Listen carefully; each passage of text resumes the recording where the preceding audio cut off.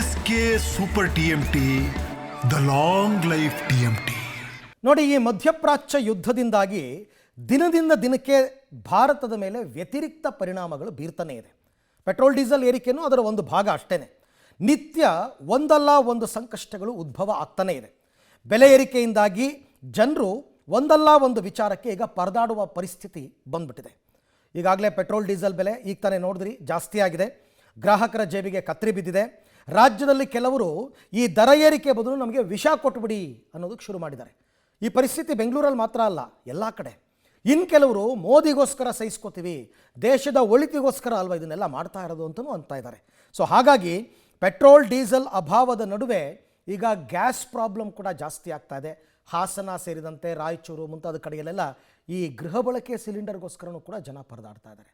ಆ ಎಲ್ಲದರ ಡೀಟೇಲ್ಸ್ ಈ ರಿಪೋರ್ಟ್ನಲ್ಲಿದೆ ನೋಡಿ. ಗ್ರಾಹಕರ ಜೇಬಿಗೆ ಕೊಳ್ಳಿ ಇಡ್ತಿದೆ ಕೊಲ್ಲಿ ಯುದ್ಧ. ಡೀಸೆಲ್ಗಾಗಿ ಕ್ಯಾನ್ ಹಿಡಿದು ಕೂತ ಜನ, ಪೆಟ್ರೋಲ್ ಬಂಕ್ ಎದುರು ಜನವೋ ಜನ, ಎಲ್ಲಂದ್ರಲ್ಲಿ ಸಾಲುಗಟ್ಟಿರುವ ಡೀಸೆಲ್ ಕ್ಯಾನ್ಗಳು. ಬೈಕ್ನಲ್ಲಿ ದೊಡ್ಡ ಕ್ಯಾನ್ ಇಟ್ಕೊಂಡು ಬಂದಿರುವ 5 ಜನ, ಬಂಕ್ನಲ್ಲಿ ನಿಂತಿರುವ ಟ್ರಾಕ್ಟರ್, ಟಮ್ ಸೇರಿ ಹಲವು ವಾಹನ. ಇದು ಹಾವೇರಿ ತಾಲೂಕು ಪಂಚಾಯತಿ ಎದುರು ಇರುವ ಬಂಕ್ ಎದುರು ಕಂಡು ಬಂದ ದೃಶ್ಯ. ಮಳೆ ಈಗಾಗಲೇ ಜಿಲ್ಲೆಗೆ ಎಂಟ್ರಿ ಕೊಟ್ಟಿದೆ. ಉಳುಮೆ ಮಾಡೋಕೆ ರೈತರು ಉತ್ಸುಕರಾಗಿದ್ದಾರೆ. ಆದ್ರೆ ಉಳುಮೆ ಮಾಡೋಕೆ ಬೇಕಾದ ಡೀಸೆಲ್ ಸಿಗದೆ ಬಂಕ್ ಮುಂದೆ ರೈತರು ಸಾಲುಗಟ್ಟಿ ನಿಂತಿದ್ದಾರೆ. ಕೊಲ್ಲಿ ರಾಷ್ಟ್ರಗಳ ಸಂಘರ್ಷ ಭಾರತದ ಮೇಲೆ ಸಾಕಷ್ಟು ಪರಿಣಾಮವನ್ನು ಬೀರಿದೆ. ಈಗಾಗಲೇ ಹಾವೇರಿ ಜಿಲ್ಲೆ ಅನ್ನದಾತರು ಕೂಡ ಡೀಸೆಲ್ಗಾಗಿ ಪರದಾಡುವಂತಹ ಪರಿಸ್ಥಿತಿ ಕೂಡ ನಿರ್ಮಾಣವಾಗಿದೆ. ಈಗ ನಾನು ಹಾವೇರಿಯ ಹೃದಯ ಭಾಗದಲ್ಲಿರ್ತಕ್ಕಂತಹ HP ಏನು ಪೆಟ್ರೋಲ್ ಬಂಕ್ನಲ್ಲಿ ಇರುವಂಥದ್ದು.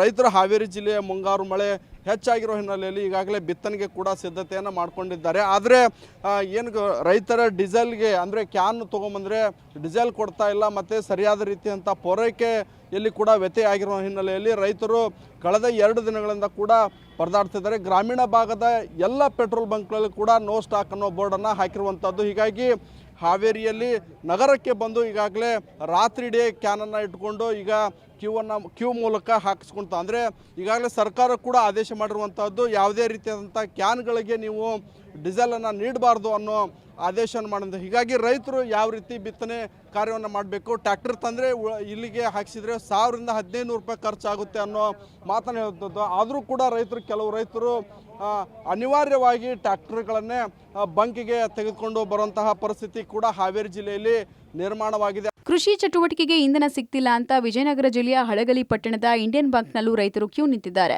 ಡೀಸೆಲ್ ಸಿಗಲ್ಲ ಅಂತ ವದಂತಿ ಬೆನ್ನಲ್ಲೇ ಹೀಗೆ ಕ್ಯಾನ್ಗಳ ಸಮೇತ ರೈತರು ಬಂಕ್ಗೆ ಮುತ್ತಿಗೆ ಹಾಕ್ತಿದ್ದಾರೆ. ಕ್ಯಾನ್ಗಳಿಗೆ ಪೆಟ್ರೋಲ್ ಡೀಸೆಲ್ ಹಾಕಬಾರದು ಅಂತ ಸೂಚನೆ ಕೊಡಲಾಗಿದೆ. ಹೀಗಾಗಿ ಪೊಲೀಸರ ಭದ್ರತೆಯಲ್ಲಿ ರೈತರಿಗೆ ಡೀಸೆಲ್ ವಿತರಣೆ ಮಾಡಲಾಗ್ತಾ ಇದೆ. 3ನೇ ಬಾರಿ ತೈಲ ದರ ಏರಿಕೆ, ಗಟ್ಟೆ ಒಡೆದ ಸಾರ್ವಜನಿಕರ ಆಕ್ರೋಶ.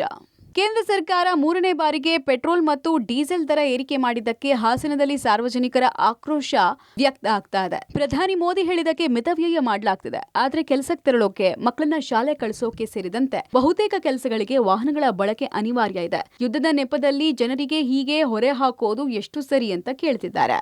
ಅದಕ್ಕೆ ಡೈಲಿ ದಿನ ಜಾಸ್ತಿ ಮಾಡ್ತಾ ಹೋಗ್ಬಿಟ್ರೆ ನಾವು ಮಿಡಲ್ ಕ್ಲಾಸ್ ಫ್ಯಾಮಿಲಿ ಬದುಕೋದು ಹೆಂಗೆ ಹೇಳಿ. ಪೆಟ್ರೋಲು ಬೇಕೇ ಬೇಕು, ಅವಶ್ಯಕತೆ ಇದೆ, ಡ್ಯೂಟಿಗೆ ಹೋಗ್ಬೇಕೆಲ್ಲ ಇರುತ್ತೆ. ಇದು ಭಾಳ ಅನ್ಯಾಯ ಆಯಿತು, ನಮಗೆ ಭಾಳ ಮೋಸ ಆಗಿದೆ. ಇದು ಕೇಂದ್ರ ಸರ್ಕಾರ, ರಾಜ್ಯ ಸರ್ಕಾರ ಇಬ್ಬರು ಇದರಲ್ಲಿ ಕೈ ಜೋಡಿಸಿ ನಮ್ಗೆ ಒಳ್ಳೇದು ಮಾಡ್ಕೊಳ್ಬೇಕು ಅಂತ ನಾನು ಅವರಿಗೆ ಅಪೀಲ್ ಮಾಡ್ಬೋದು ಅಷ್ಟೇ. ಏನು ಇವಾಗ ಎಲ್ಲ ದುಬಾರಿನೇ ಆಗ್ತಿದೆ. ಸಾಮಾನ್ಯ ಜನರಿಗೆ ಕಷ್ಟನೇ ಆ್ಯಕ್ಚುಲಿ. ಜಾಸ್ತಿ ಆದಾಗೆಲ್ಲ ಆ್ಯಕ್ಚುಲಿ ಕಮ್ಮಿ ಆಗುತ್ತೆ ಅಂತ ಎಲ್ಲ ಎಕ್ಸ್ಪೆಕ್ಟ್ ಮಾಡ್ತಿರ್ತಾರೆ. ಪ್ರತಿಯೊಂದು ಐಟಮ್ ಜಾಸ್ತಿ ಆಗ್ತಿದ್ದಾಗ ಲಿವಿಂಗ್ ಕಾಸ್ಟ್ ಜಾಸ್ತಿ ಆಗುತ್ತೆ, ಹೊರೆ ಆಗುತ್ತೆ, ಆಬ್ವಿಯಸ್ಲಿ ಹೊರೆ ಆಗುತ್ತೆ. ಇದರಿಂದ ಮತ್ತೆ ಡಿಪೆಂಡೆಂಟ್ ಆಗಿ ಬೇರೆ ಕಾಸ್ಟ್ಗಳೆಲ್ಲ ಜಾಸ್ತಿ ಆಗಿರುತ್ತಲ್ಲ, ಸೊ ಹಂಗಾಗ್ಬಿಟ್ಟು ಎಲ್ಲ ಹೊರೆ ಆಗುತ್ತೆ. ಇವಾಗ ಜನರ ಎಕ್ಸ್ಪೆಕ್ಟೇಷನ್ ಇರೋದೇ ಸ್ಟೇಟ್ ಗೌರ್ಮೆಂಟ್, ಸೆಂಟ್ರಲ್ ಗೌರ್ಮೆಂಟಿಂದ ಯಾವುದಾದ್ರಲ್ಲಿ ಪಾಸಿಬಿಲಿಟಿ ಇದೆ ಅಲ್ಲಿ ಕಮ್ಮಿ ಮಾಡಿದಾಗ ಅದನ್ನ ವರ್ಕೌಟ್ ಆಗುತ್ತೆ. ಪೆಟ್ರೋಲ್ ತೆರಿಗೆ ಆಗಲಿ, ಇವಾಗ ಸೆಸ್ ಅಲ್ಲಿ ಏನೆಲ್ಲ ಹಾಕ್ತಾರೋ ಅದನ್ನ ಕಮ್ಮಿ ಮಾಡಿದಾಗ ವರ್ಕೌಟ್ ಆಗುತ್ತೆ. ಸಿಚುವೇಶನ್ ದೇಶದ ಜನರಿಗೆ ಎಲ್ರಿಗೂ ಅರ್ಥ ಆಗುತ್ತೆ. ಅದ್ರ ಜೊತೆಗೆ ಅವರು ಜನರ ಕಷ್ಟ ಅರ್ಥ ಮಾಡ್ಕೊಂಡು ಬ್ಯಾಲೆನ್ಸ್ ಮಾಡ್ಕೊಂಡು ಹೋಗ್ಬೇಕು. ಈ ಹಿಂದೆ ಹೆಂಗಿತ್ತು ಹಂಗಿರ್ಬೇಕು ಅಂತ ನಮ್ಮ ಅಭಿಪ್ರಾಯ. ಆರ್ಥಿಕತೆ ಎಲ್ಲ ಇದ್ರ ಮೇಲೆ ಐತೆ. ಪ್ರತಿನಿತ್ಯ ದಿನನಿತ್ಯ ವಸ್ತುಗಳು ಜಾಸ್ತಿ ಆಗ್ತಾವೆ. ಹಾಗಾಗಿ ಅದನ್ನು ಸ್ವಲ್ಪ ಅದ್ರ ಬಗ್ಗೆ ಗಮನ ಇರಬೇಕು. ಯಥಾಸ್ಥಿತಿ ಮೇಂಟೈನ್ ಮಾಡ್ಕೊಂಡು ಹೋಗ್ಬೇಕು. ಹೀಗೆ ಪದೇ ಪದೇ ಬೆಲೆ ಏರಿಕೆ ಆದ್ರೆ ಜೀವನ ನಡೆಸೋದು ಕಷ್ಟ. ಯಾರಿಗೂ ಸಂಬಳ ಜಾಸ್ತಿ ಆಗ್ತಿಲ್ಲ. ಬೈಕು, ಕಾರು ಬಿಟ್ಟು ಓಡಾಡದ ಸ್ಥಿತಿ ಇದೆ. ಅನಿವಾರ್ಯವಾಗಿ ಬಳಸಲೇಬೇಕು. ಹೀಗಾಗಿ ಸರ್ಕಾರ ಬೆಲೆ ಏರಿಕೆಯನ್ನ ನಿಯಂತ್ರಿಸಿ ದರ ಕಡಿಮೆ ಮಾಡಬೇಕು ಅಂತ ಜನ ಹೇಳಿದ್ದಾರೆ.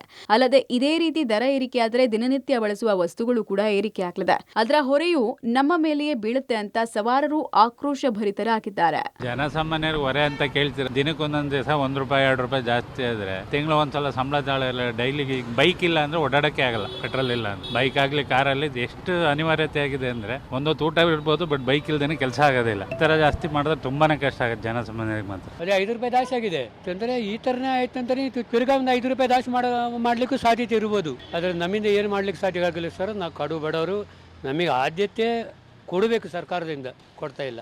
ಎಲ್ಲಾನು ಒಂದೊಂದು ರೂಪಾಯಿ ಇಸ್ಕೊಂಡು ಹೋದ್ರೆ ಅವ್ರಿಗೆ 1 ರೂಪಾಯಿ, ನಮ್ಮಂಥವ್ರಿಗೆ ಅದ 1 ರೂಪಾಯಿ ಒಂದು ನಮಗೇನೋ ಒಂದು ಆಸರೆ ಇರ್ತೈತಿ ಜೀವನದಾಗ. ಎಷ್ಟು ಹೋಗುತ್ತೆ ಎಷ್ಟು ಹೋಗುತ್ತೆ ಇಲ್ಲ ಅನ್ನೋದು ಭಾಳ ಕಷ್ಟ ಆಗೈತಿ ಜೀವನದಾಗ. ಭಾಳ ಕಷ್ಟ ಅಂದರೆ ಇದೆ, ದಿನ ಅಡ್ಡಾಡೋದು, ದಿನ ಹೋಗ್ತಿರ್ತೀವಿ 1 ರೂಪಾಯಿ ಅಂತನ ಹೋದ್ರು ಒಂದು ದಿನಕ್ಕೆ ಒಂದು 10 ರೂಪಾಯಿ 20 ಎಕ್ಸ್ಟ್ರಾ ಹೊಂಟಿದೆ ನಮ್ದು ಈಗ. ಆದರೆ ನಮ್ಮ ಮಂತ್ಲಿ ಎಕ್ಸ್ಪೆನ್ಸ್ ಮತ್ತು ಜಾಸ್ತಿ ಆ್ಯಡ್ ಆಗ್ತಾಯಿದೆ. ಇದೆ ಹೀಗೆ ಆಗುತ್ತಾ, ಮತ್ತು ರೇಷನ್ ಹೆಚ್ಚಿಗೆ ಆಗುತ್ತೆ, ಟ್ರಾನ್ಸ್ಪೋರ್ಟೇಷನ್ ಹೆಚ್ಚಿಗೆ ರೇಟ್ ಆಗುತ್ತೆ. ಒಂದಕ್ಕೊಂದು ಲಿಂಕ್ ಇರೋದ್ರಿಂದ ಎಲ್ಲನೂ ಹೆಚ್ಚಿಗೆ ಆಗ್ತಾ ಇದ್ದರೆ ನಮ್ಮ ದಿನನಿತ್ಯ ಏನು ನಮ್ದು ಏನು 8,000 ಇರ್ತದಲ್ಲ ಮಂತ್ಲಿ ಬಜೆಟ್, ಅದು 10,000 ಆಗ್ತೈತೆ, 12,000 ಆಗುತ್ತೆ. ಖರ್ಚು ಆಗ್ತಾಯಿದೆ, ಅದೇ ಇಲ್ಲ. ದರ ಏರಿಸುವ ಬದಲು ವಿಷ ಕೊಟ್ಟುಬಿಡಿ, ಮೋದಿ ಹೇಳಿದ್ದಕ್ಕೆ ಅಡ್ಜಸ್ಟ್ ಮಾಡ್ಕೊಳ್ತೇವೆ ಎಂದ ಜನ. ದರ ಏರಿಕೆಗೆ ಮಿಶ್ರ ಪ್ರತಿಕ್ರಿಯೆ ವ್ಯಕ್ತ ಆಗ್ತಾ ಇದೆ. ಕಲಬುರಗಿಯಲ್ಲಿ ಪೆಟ್ರೋಲ್ ಡೀಸೆಲ್ ದರ ಏರಿಕೆ ಮಾಡುವ ಬದಲು ಒಂದಷ್ಟು ವಿಷ ಕೊಡಿ ಅಂತ ಸವಾರರು ಆಕ್ರೋಶ ಹೊರಹಾಕಿದ್ದಾರೆ. ನಿತ್ಯ ಬೆಳಗಾದ್ರೆ ತೈಲದ ಬೆಲೆ ಏರಿಕೆ ಆಗ್ತಾ ಇದೆ. ಹೀಗಾದ್ರೆ ಜನಸಾಮಾನ್ಯರು ಹೇಗ್ ಬದುಕಬೇಕು ಅಂತ ಪ್ರಶ್ನಿಸಿದ್ದಾರೆ. ಸರ್ಕಾರ ಯಾವುದೇ ಇರಲಿ ಎಂಥದೇ ಇರಲಿ, ಬಟ್ ರೇಟ್ ಏರಿಕೆ ಹೆಚ್ಚಿಗೆ ಮಾಡ್ತಾ ಇದ್ದಾರೆ. ಇದು ದಿನಕ್ಕೆ ದಿನ ಪೆಟ್ರೋಲು ಡೀಸೆಲ್ ರೇಟ್ ಹೆಚ್ಚಿಗೆ ಆಗ್ತಾ ಇದೆ. ಹಾಗೆ ಮಾರ್ಕೆಟ್ನಲ್ಲಿ ನಡೆಯುವ ಯಾವುದೇ ವ್ಯವಹಾರ ಇರಲಿ ಎಲ್ಲ ತೇಜಿಯಾಗಿದೆ. ನೌಕರಿಗಳೇ ಇಲ್ಲ, ಹುಡುಗರಿಗೆ ಉದ್ಯೋಗಕ್ಕೆ ಇಲ್ಲ, ಪ್ರೈವೇಟ್ದಾಗ ಹೋದ್ರೆ 10,000 ಪಗಾರ ಸಿಗಲ್ಲ ನಮಗೆ. ಈ ಖರ್ಚು ಹೆಂಗೆ ಮಾಡಬೇಕು? ಇವಾಗ ಮೋದಿ ಕುಂತಿ ಅವ್ರು ಕುಂತಿ ಎಲ್ಲ ರೇಟ್ ಏರಿಸ್ಕೊತ ಹೋದ್ರೆ ಸಾಮಾನ್ಯರು ಹೆಂಗೆ ಬದುಕಬೇಕು? ಜನಸಾಮಾನ್ಯರು ಬದುಕ್ಲಕ್ಕೆ ಹಾದಿನೇ ಇಲ್ಲ. ಇಟ್ಟು ಮಾಡೋ ಬದಲಿ ನಮಗೆ ಸ್ವಲ್ಪ ವಿಷ ಕೊಟ್ಟರೆ ಚಲೋ ಆಗ್ತದೆ. ಇನ್ನು ವಿಜಯಪುರದಲ್ಲಿ ಅಂತಾರಾಷ್ಟ್ರೀಯ ಮಟ್ಟದಲ್ಲಿ ತೈಲ ಕೊರತೆ ಆಗಿ ತೊಂದರೆ ಆಗಿದೆ. ದೇಶದ ಹಿತದೃಷ್ಟಿಯಿಂದ ನಾವು ಸಹಕರಿಸಬೇಕಾಗುತ್ತೆ. ಮೋದಿ ಹೇಳಿದಂತೆ ನಾವು ಅಡ್ಜಸ್ಟ್ ಮಾಡ್ಕೊಳ್ತೇವೆ ಅಂತ ಕೆಲ ಸವಾರರು ಹೇಳಿದ್ದಾರೆ.